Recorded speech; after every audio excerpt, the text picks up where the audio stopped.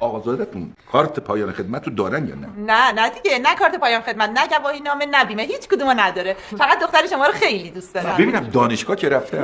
نه دیگه نرفته. شما که غریبه نیستین، هیچی بهتر از صداقت نیست. پول نداشت تمبر بگیره بچسبونه رو پاکت بفرسته ثبت نام دانشگاه. شغلشون چیه خانم؟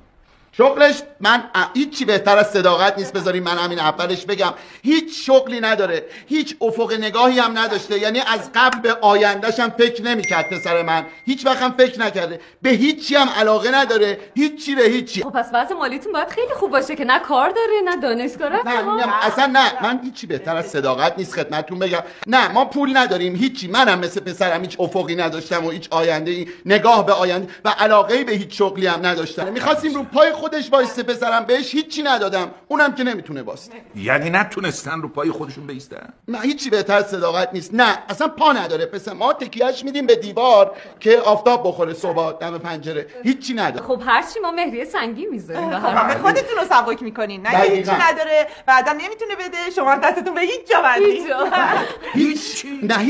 هیچی هم بهتر از صداقت نیست. ما آدرس مشخصی هم نداریم که شما بخواید دنبال مهریه باشین. من ازتون عذر میخوام ولی خب این تنها کاریه که از دست من ساخته. دست شما درد نکنه. این ظرف میوه‌م قابلتون رو نداره. خیلی متشکرم، واقعا لطف کردید. گلو میخواین؟ نه بفرمایید. بس شما درد نکنه.